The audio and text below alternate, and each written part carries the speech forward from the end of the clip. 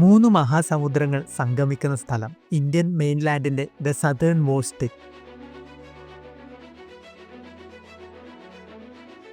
കൊച്ചിയിൽ നിന്ന് ട്രെയിൻ കയറി ഇന്ത്യൻ റെയിൽവേയുടെ എൻഡ് പോയിന്റ്. പിന്നീട് അങ്ങോട്ട് കന്യാകുമാരി നടന്നു കാണുന്ന കാഴ്ചയാണ് നിങ്ങൾ ഇന്ന് കാണാൻ പോകുന്നത്. വണ്ടർ ട്രിപ്പിന്റെ പുതിയൊരു വീഡിയോയിലേക്ക് എല്ലാവർക്കും സ്വാഗതം.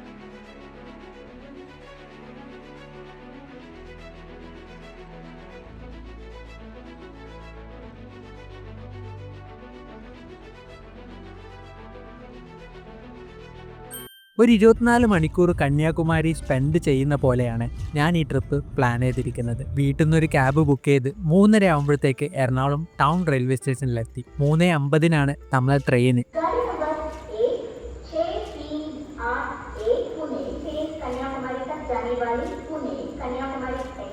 പൂനെന്ന് കന്യാകുമാരി വരെ പോകുന്ന പൂനെ കന്യാകുമാരി എക്സ്പ്രസ്സിൽ 3rd AC-യിലാണ് ഞാൻ ടിക്കറ്റ് ബുക്ക് ചെയ്തിരിക്കുന്നത്. 3:50 എത്തേണ്ട ട്രെയിന് 20 മിനിറ്റോളം വൈകിട്ടാണ് റെയിൽവേ സ്റ്റേഷനിലെത്തുന്നത്. 3:20 ആകുമ്പോഴത്തേക്കും നമ്മൾ ട്രെയിൻ സ്റ്റാർട്ട് ചെയ്തു. നേരം വെളുക്കുന്നത് വരെ പ്രത്യേകിച്ച് കാഴ്ചകളൊന്നും കാണാനില്ലാത്തതുകൊണ്ട് കുറച്ച് സമയം ഉറങ്ങാമെന്ന് തീരുമാനിച്ചു.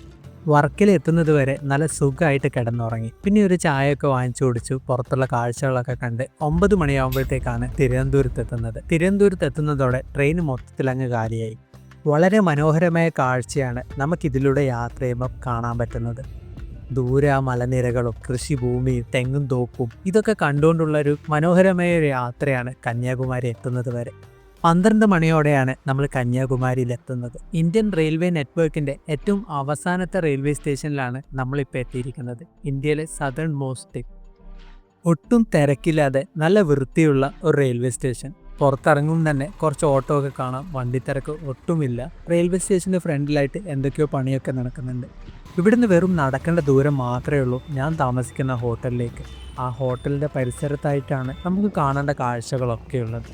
റെയിൽവേ സ്റ്റേഷനിൽ ഏകദേശം 2 കിലോമീറ്ററോളം വരും കന്യാകുമാരിയിലെ ആ ഒരു എൻഡ് പോയിന്റ് എത്താൻ. നടന്നു പോകണമെങ്കിൽ നടന്നു പോകാം, അല്ലെങ്കിൽ റെയിൽവേ സ്റ്റേഷനിൽ ഇറങ്ങി ഒരു 100 മീറ്റർ മുന്നോട്ട് നടന്നു കഴിഞ്ഞാൽ ബസ് സ്റ്റോപ്പ് ഉണ്ട്. ബസ് സ്റ്റോപ്പിൽ നിന്ന് ധാരാളം ബസ്സുകളും അവൈലബിൾ ആണ്. അങ്ങനെ ഒരു 10 മിനിറ്റത്തെ നടത്തത്തിന് ശേഷം നമ്മൾ താമസിക്കാൻ പോകുന്ന ഹോട്ടലിലെത്തി. വളരെ ബഡ്ജറ്റ് ആയിട്ടുള്ള ഒരു സ്റ്റേ ആണ് ഞാൻ ഈ തവണ ചൂസ് ചെയ്തിരിക്കുന്നത്. റൂമൊക്കെ ചെക്ക് ഇൻ ചെയ്തു. നല്ല വൃത്തിയുള്ള ഒരു റൂമാണ്. ഒരാൾക്ക് ഒരു നൈറ്റ് നല്ല കംഫർട്ടബിൾ ആയിട്ട് സ്റ്റേ ചെയ്യാൻ പറ്റും.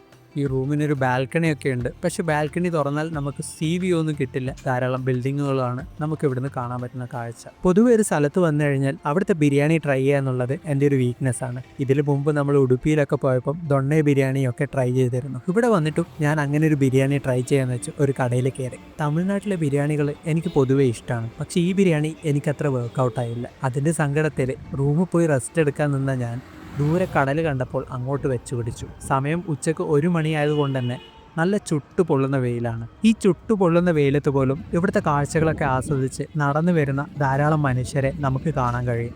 നമ്മൾ ഡ്രൈവ് ചെയ്തിട്ടാണ് കന്യാകുമാരിയിൽ വരുന്നതെങ്കിൽ നിങ്ങളെ വണ്ടി പാർക്ക് ചെയ്യാനുള്ള സ്ഥലമാണ് ലെഫ്റ്റ് സൈഡിൽ കാണുന്ന ചുറ്റും മതിലൊക്കെ കെട്ടി ഇൻ്റർലോക്കൊക്കെ ചെയ്ത് നമ്മൾ വണ്ടി ഏറ്റവും സേഫായിട്ട് വെക്കാൻ പറ്റിയ ഒരു സ്ഥലം. ഈ ഒരു പാർക്കിംഗ് ഗ്രൗണ്ടിൻ്റെ തൊട്ടടുത്തായിട്ടാണ് ഇവിടുത്തെ മെയിൻ ടൂറിസ്റ്റ് അട്രാക്ഷൻ അല്ല. ഇതുപോലെ ക്രൗഡഡ് ആയിട്ടുള്ള ടൂറിസ്റ്റ് അട്രാക്ഷൻ കാണാൻ വരുമ്പോൾ നമ്മൾ എപ്പോഴും നടന്ന് കാണാൻ തയ്യാറായിട്ട് വരണം. ആ ഒരു നടന്ന് കാണുമ്പോഴാണ് ആ ഒരു സ്ഥലത്തിൻ്റെ കാഴ്ചകളിൽ കൂടുതൽ ഭംഗി തരുന്നത്. ആ ഒരു സ്ഥലത്തിൻ്റെ ഇമോഷനായിട്ട് നമുക്ക് കൂടുതൽ കണക്റ്റ് ആവുന്നത്. നടന്നു പോകാൻ ബുദ്ധിമുട്ടുള്ള ആൾക്കാർക്ക് ബഗ്ഗിയും ഇവിടെ അവൈലബിൾ ആണ്. ഒരു 10 രൂപ കൊടുത്തു കഴിഞ്ഞാൽ ഇവിടുത്തെ സൺസെറ്റ് വ്യൂ പോയിന്റ് വരെ ഇവർ കൊണ്ടുപോകും. കന്യാകുമാരി വന്ന് ഞാൻ ആദ്യം പോയത് ഗാന്ധി മണ്ഡപം കാണാനാണ്. മഹാത്മാഗാന്ധിയുടെ ഓർമ്മക്കായിട്ട് പണി കഴിപ്പിച്ച ഒരു കെട്ടിടമാണ് നമുക്ക് മുന്നിൽ കാണാൻ കഴിയുന്നത്. ഇവിടെ കയറാൻ എൻട്രൻസ് ഫീസൊന്നുമില്ല. പക്ഷേ ചെരുപ്പിട്ട് അകത്തോട്ട് കയറാൻ പറ്റില്ല. 2 തവണയാണ് മഹാത്മാഗാന്ധി കന്യാകുമാരി വിസിറ്റ് ചെയ്യുന്നത്. 1925-ലും 1937-ലും. 1948 മഹാത്മാഗാന്ധിയുടെ മരണശേഷം അദ്ദേഹത്തിൻ്റെ ചിതാഭസ്മം 12 സ്ഥലങ്ങളിലാണ് ഇന്ത്യയിൽ സൂക്ഷിച്ചിരിക്കുന്നത്. ആ ഒരു 12 സ്ഥലത്ത് ഒരു സ്ഥലമാണ് കന്യാകുമാരി. ഈ ഒരു കെട്ടിടത്തിന്റെ മറ്റൊരു പ്രത്യേകതയാണ് ഒക്ടോബർ 2-ാം തീയതി ഗാന്ധിജിയുടെ പിറന്നാൾ ദിവസം സൂര്യരശ്മി കറക്റ്റ് കെട്ടിടത്തിന്റെ മേൽക്കൂര വഴി ഗാന്ധിജിയുടെ ചിതാഭസ്മം സൂക്ഷിച്ച സ്ഥലത്തേക്ക് വന്നു പതിക്കും. ഞാൻ ആദ്യമായിട്ടാണ് ഈ ഒരു കാഴ്ച കാണുന്നത്. അതുകൊണ്ട് തന്നെ ഇവർ ചെയ്യുന്ന ഈ പ്രവൃത്തി ഞാൻ കുറേ സമയം നോക്കി നിന്നുപോയി. മഹാത്മാഗാന്ധി എന്ന് പറയുമ്പോൾ തന്നെ നമ്മുടെ മനസ്സിൽ ആദ്യം വരുന്നതാണ് അദ്ദേഹത്തിന്റെ ചറക്ക. ഗാന്ധി മണ്ഡപം കണ്ട് പുറത്തിറങ്ങിക്കഴിഞ്ഞ് അടുത്ത പോയത് കാമരാജ് മെമ്മോറിയൽ കാണാനായിരുന്നു. തമിഴ്നാട്ടിലെ മുൻ ചീഫ് മിനിസ്റ്റർ ആയിരുന്നു കാമരാജ്. ചീഫ് മിനിസ്റ്റർ മാത്രമല്ല, ലാൽ ബഹദൂർ ശാസ്ത്രിയും ഇന്ദിരാഗാന്ധിയും പ്രധാനമന്ത്രി സ്ഥാനത്തേക്ക് ഉയർത്തിക്കൊണ്ടുവന്നതിൽ പ്രധാന പങ്ക് ഇദ്ദേഹം വഹിച്ചിരുന്നു. അതുകൊണ്ട് തന്നെ the king maker of Indian politics എന്നായിരുന്നു ഇദ്ദേഹത്തെ അറിയപ്പെട്ടിരുന്നത്. അദ്ദേഹത്തിൻ്റെ കുറേയധികം ഫോട്ടോസാണ് നമുക്കവിടെ കാണാൻ കഴിയുന്നത്. നേരത്തെ ഫുഡ് കഴിക്കാൻ പുറത്തിറങ്ങിയതുകൊണ്ട് തൊപ്പിയും സൺഗ്ലാസും ഒന്നും എടുത്തിരുന്നില്ല. അടുത്തതാണ് ഒരു എക്സൈറ്റിംഗ് ആയിട്ടുള്ള കാര്യം, വിവേകാനന്ദ പാറയിലേക്കുള്ള യാത്ര.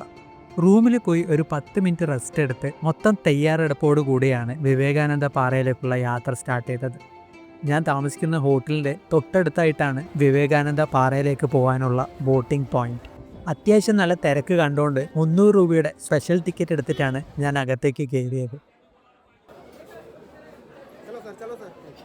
300 രൂപയുടെ ടിക്കറ്റ് എടുക്കുകയാണെങ്കിൽ ഈ കാണുന്ന വലിയൊരു ക്യൂ സ്കിപ്പ് ചെയ്യാമെന്ന് മാത്രമേ ഉള്ളൂ ഒരു കാര്യം. ബാക്കിയെല്ലാം സ്പെഷ്യൽ ടിക്കറ്റ് ആയാലും നോർമൽ ടിക്കറ്റ് ആയാലും ഒരുപോലെ തന്നെയാണ്.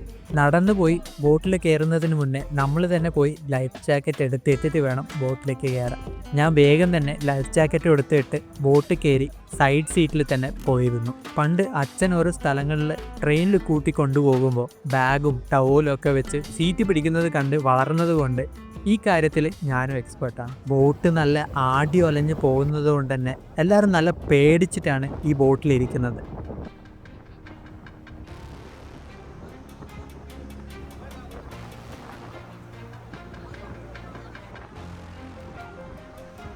ഒരു 15 മിനിറ്റത്തെ ബോട്ട് റൈഡിന് ശേഷം നമ്മൾ വിവേകാനന്ദ പാറയിലെത്തി. വിവേകാനന്ദ പാറയിലെത്തിയപ്പോഴാണ് മറ്റൊരു കാര്യം മനസ്സിലാക്കിയത്. ഇവിടുന്ന് വീണ്ടും മുന്നോട്ട് പോകാൻ വീണ്ടും ടിക്കറ്റ് എടുക്കണം. 30 രൂപയാണ് ഒരാൾക്ക് ടിക്കറ്റ് ചാർജ് വരുന്നത്. ക്യാഷ് തന്നെ വേണമെന്നില്ല, UPI പേയ്മെൻറ്റും കാർഡ് പേയ്മെൻറ്റും ഒക്കെ ഇവിടെ ആക്സെപ്റ്റ് ചെയ്യും. ടിക്കറ്റും എടുത്ത് നമ്മളെ ചെരുപ്പ് ഈ കാണുന്ന കൗണ്ടറിലും സൂക്ഷിച്ച് മേളിലോട്ട് കയറിപ്പോയി. വിവേകാനന്ദ പാറയുടെ കാഴ്ചകളും തിരുവല്ലൂർ സ്റ്റാച്യൂവും പുതിയതായിട്ട് വന്ന ഗ്ലാസ് ബ്രിഡ്ജും കന്യാകുമാരിയിലെ സൺസെറ്റും സൺറൈസും പിന്നെ ഇവിടെ ഫേമസ് ആയിട്ടുള്ള ഒരു പള്ളിയും ഒക്കെ ഉൾപ്പെടുത്തി അടുത്തൊരു പാർട്ടിൽ കാണാൻ പറ്റുന്നതായിരിക്കും. കന്യാകുമാരിയിലേക്ക് വരാൻ പ്ലാൻ ഇട്ടിട്ടുണ്ടെങ്കിൽ ഒട്ടും വെയിറ്റ് ചെയ്യേണ്ട, മഴക്കാലം തുടങ്ങുന്നതിന് മുന്നേ ഇങ്ങോട്ട് വരുന്നതായിരിക്കും ഏറ്റവും നല്ലത്. അടുത്ത പാർട്ടിൽ കന്യാകുമാരിൻ്റെ ബാക്കി വിശേഷങ്ങളായിട്ട് ഞാൻ വരാം. ഈ ഒരു എപ്പിസോഡ് ഇഷ്ടപ്പെട്ടിട്ടുണ്ടെങ്കിൽ ലൈക്ക് ചെയ്യണം, അഭിപ്രായങ്ങൾ കമൻറ്റ് ചെയ്യണം, ചാനൽ സബ്സ്ക്രൈബ് ചെയ്യാൻ മറക്കരുത്.